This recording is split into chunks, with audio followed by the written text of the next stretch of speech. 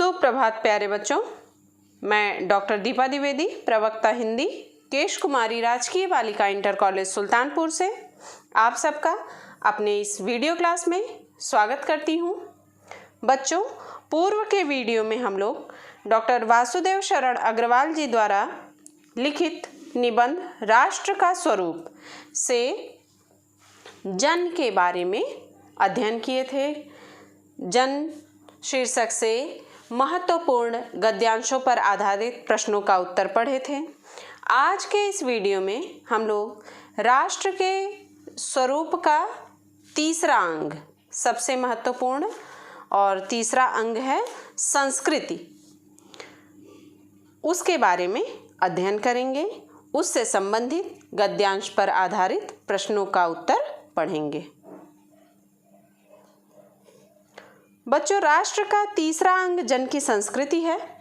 मनुष्यों ने युग युगों में जिस सभ्यता का निर्माण किया है वही उसके जीवन की श्वास प्रश्वास है। बिना संस्कृति के जन की कल्पना कबंध मात्र है। कबंध का अर्थ होता है बच्चों सिर रहित धड़। संस्कृति ही जन का मस्तिष्क है। संस्कृति के विकास और अभ्युदय के द्वारा ही राष्ट्र की वृद्धि संभव है। राष्ट्र के समग्र रूप में भूमि और जन के साथ साथ जन की संस्कृति का महत्वपूर्ण स्थान है। यदि भूमि और जन अपनी संस्कृति से विरहित कर दिए जाएं तो राष्ट्र का लोप समझना चाहिए। जीवन के विटप का पुष्प संस्कृति है। संस्कृति के सौंदर्य और सौरभ में ही राष्ट्रीय जन के जीवन का सौंदर्य और यश अंतर्निहित है। ज्ञान और कर्म दोनों के पारस्परिक प्रकाश की संज्ञा संस्कृति है। भूमि पर बसने वाले जन ने ज्ञान के क्षेत्र में जो सोचा है और कर्म के क्षेत्र में जो रचा है, दोनों के रूप में हमें राष्ट्रीय संस्कृति के दर्शन मिलते हैं। जीवन के विकास की युक्ति ही संस्कृति के रूप में प्रकट होती है। प्रत्येक जाति अपनी अपनी विशेषताओं के साथ इस युक्ति को निश्चित करती है और उससे प्रेरित संस्कृति का विकास करती है। इस दृष्टि से प्रत्येक जन की अपनी अपनी भावना के अनुसार पृथक पृथक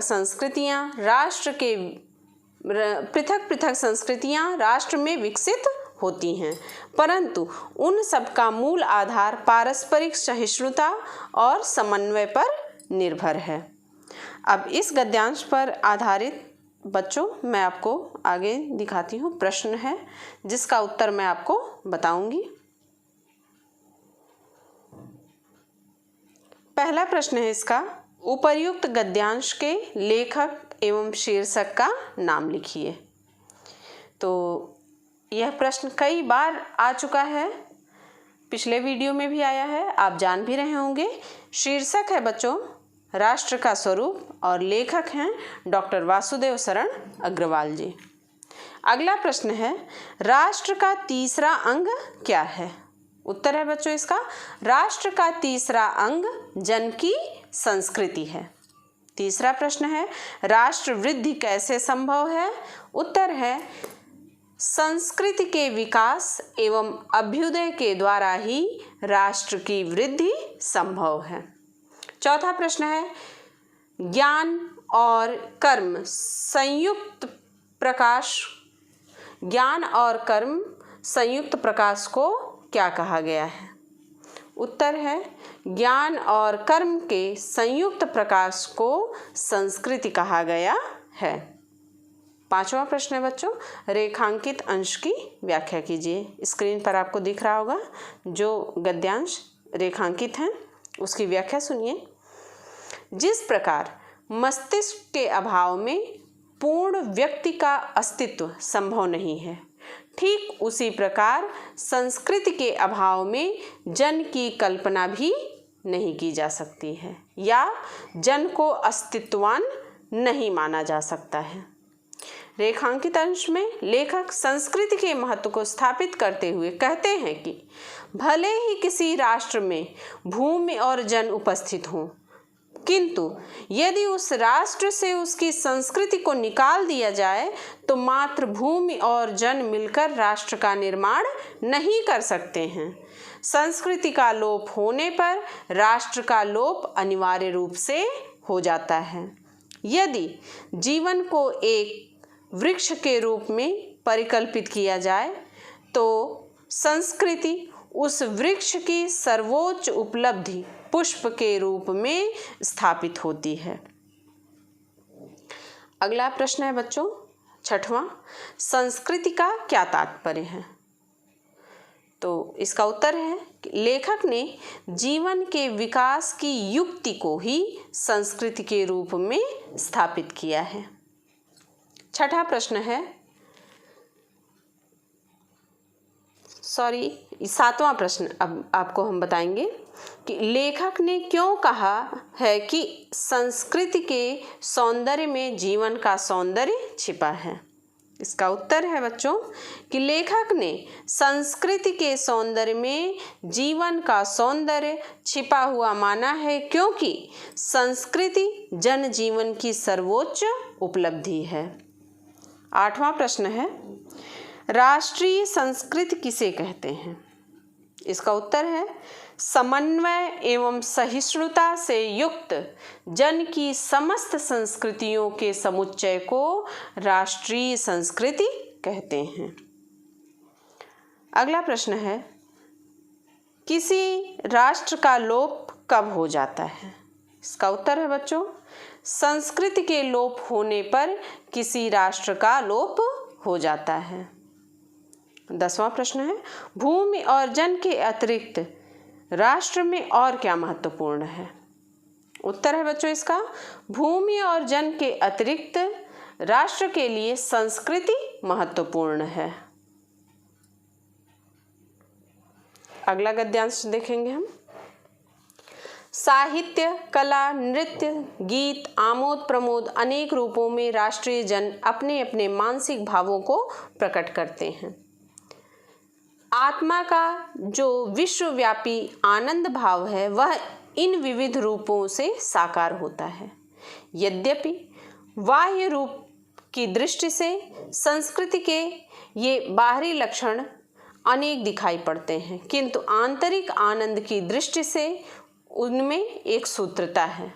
जो व्यक्ति सहृदय है वह प्रत्येक संस्कृति के आनंद पक्ष को स्वीकार करता है और उससे आनंदित होता है। इस प्रकार की उदार भावना ही विविध जनों से बने हुए राष्ट्र के लिए स्वास्थ्यकर है। इस पर आधारित प्रश्न बच्चों पहला प्रश्न है उपर्युक्त गद्यांश का संदर्भ लिखिए। तो आप इसका संदर्भ लिख सकते हैं कि प्रस्तुत गद्य खंड या प्रस्तुत गद्यांश हमारी पाठ्य पुस्तक हिंदी के राष्ट्र का स्वरूप नामक निबंध से उद्धृत है, जिसके लेखक डॉक्टर वासुदेव शरण अग्रवाल जी हैं। अगला प्रश्न है बच्चों रेखांकित अंश की व्याख्या कीजिए। इसकी व्याख्या है आपको स्क्रीन पे दिख रहा होगा जो रेखांकित अंश हैं। मैं व्याख्या आपको बता रही हूँ। यद्यपि बाह्य रूप से देखने पर भिन्न भिन्न संस्कृतियों में पर्याप्त भिन्नता दिखाई पड़ती है, तथापि आनंद की दृष्टि से प्रत्येक संस्कृति में एक रूपता होती है। जो व्यक्ति सहृदय है वह प्रत्येक संस्कृति के आनंद पक्ष को स्वीकार कर आनंदित होता है। उसकी दृष्टि भिन्नता के स्थान पर एक रूपता को स्वीकार करती है। अगला प्रश्न है सहृदय व्यक्ति किसे स्वीकार करके प्रसन्नचित्त होता है? उत्तर है सहृदय व्यक्ति प्रत्येक संस्कृति के आनंद पक्ष को स्वीकार कर आनंदित होता है। चौथा प्रश्न है बच्चों राष्ट्रीय जन अपने अपने मानसिक भावों को किन किन रूपों में प्रकट करते हैं? इससे मिलता जुलता प्रश्न बच्चों पांचवा भी एक राष्ट्रीय जन अपने मनोभावों को किन किन रूपों में प्रकट करते हैं? दोनों प्रश्नों का उत्तर एक ही है। अगर मानसिक भाव आता है तो आप मानसिक भाव लिख देंगे, मनोभाव आता है तो मनोभाव लिखेंगे। तो मैं दोनों का उत्तर एक साथ बता रही हूँ। राष्ट्रीय जन अपने मानसिक भावों या मनोभावों को कला, साहित्य, नृत्य, गीत, आमोद प्रमोद आदि अनेक रूपों में प्रकट करते हैं। छठा प्रश्न है बच्चों, प्रत्येक संस्कृति के आनंद पक्ष को कौन स्वीकार करता है? उत्तर है सहृदय व्यक्ति प्रत्येक संस्कृति के आनंद पक्ष को स्वीकार करता है। सातवां प्रश्न है, विश्वव्यापी शब्द का और आंतरिक आनंद शब्द का अर्थ क्या है? उत्तर है विश्वव्यापी शब्द का अर्थ है संपूर्ण विश्व में व्याप्त रहने वाला, और आंतरिक आनंद शब्द का अर्थ है भीतर से प्राप्त होने वाला आनंद। तो बच्चों, आज के इस वीडियो में हम लोग राष्ट्र का स्वरूप शीर्षक निबंध के अंतर्गत संस्कृति विषय पर महत्वपूर्ण गद्यांशों पर आधारित प्रश्न का उत्तर पढ़े हैं। उम्मीद करती हूँ आपको अच्छे से समझ में भी आया होगा, और यहीं पर आज यह पाठ भी पूर्ण होता है। मिलते हैं बच्चों अगले वीडियो में। धन्यवाद।